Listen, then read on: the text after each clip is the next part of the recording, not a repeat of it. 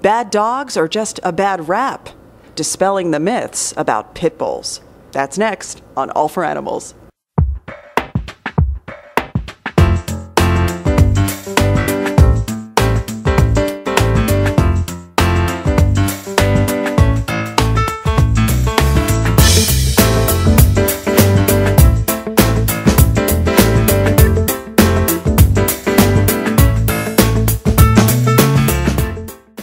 While there have been serious and even deadly cases of pit bull attacks on humans, in her book, The Pit Bull Placebo, The Media, Myths, and Politics of Canine Aggression, author Karen DeLise, founder of the National Canine Research Council, presents evidence that pit bulls are just the latest dogs to face judgment in the court of public opinion. She notes that bloodhounds, Dobermans, and even German Shepherds were all at one time deemed dangerous, and she attributes the current obsession with the bully breeds to today's 24-hour news cycle.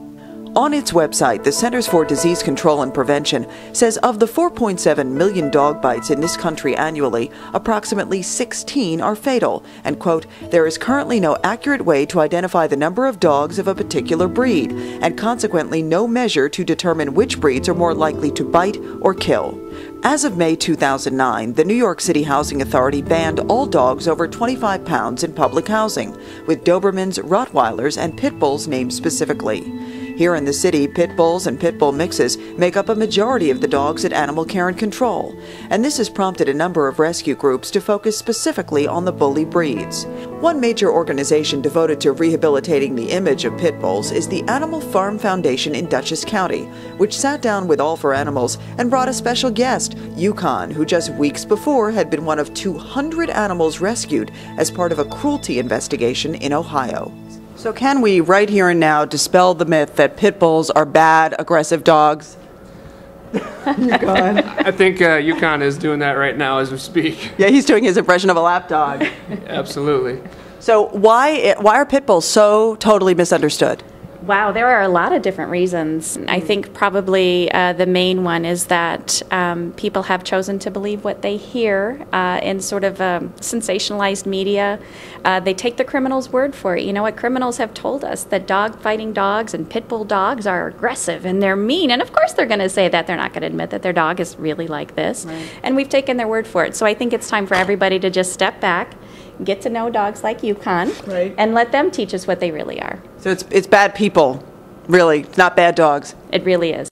The Mayor's Alliance for New York City's Animals, the ASPCA, and Best Friends Animal Society recently hosted a Pet Bull Palooza in the Bronx, offering resources and family fun to help change the perception of these dogs. And I can tell you personally that at All for Animals, we've met some awesome pit bulls. Part of the problem is overbreeding, and here at the ASPCA, they're working to do something about that with a new program called Operation Pit. Offering free health care for pit bulls. That includes free spay, neuter, or vasectomy surgery, a free distemper parvo vaccine, and free microchip, as well as a free vet exam. And so why is it such a problem with this particular breed, overbreeding?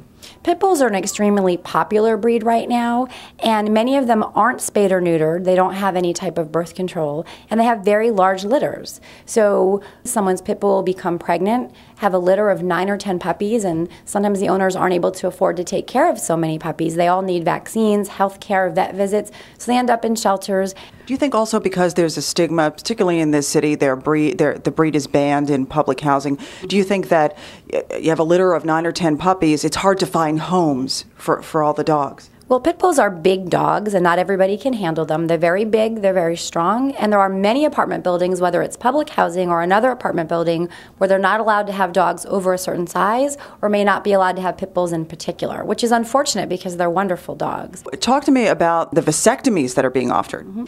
So the two options for male dogs are traditional neutering, which is castration, or this new procedure, which is a vasectomy. And we do strongly recommend the traditional neuter surgery because it brings additional health benefits.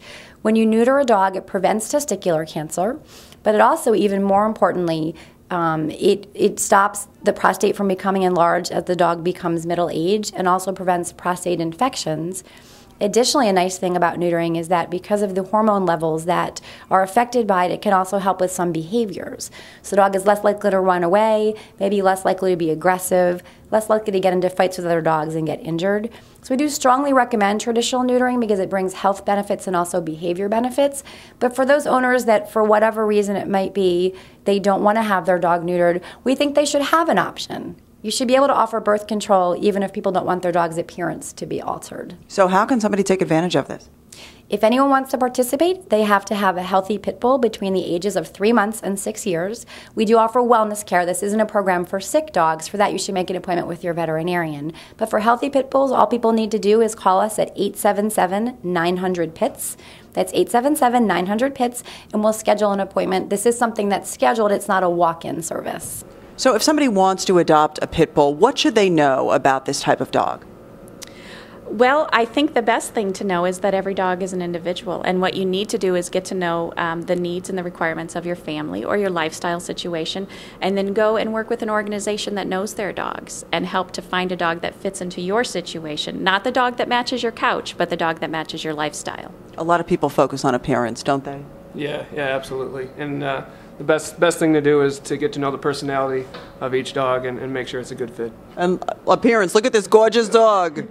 So cute. For more information about any of the organizations featured in this episode, visit the resources page at allforanimals.tv. And remember, if you're thinking about adopting a pet, please make yours the next great rescue story and contact a rescue organization or visit a shelter near you. I'm Susan Richard. Thank you so much for watching, and we'll see you next time on All for Animals. Yukon! You're so sweet.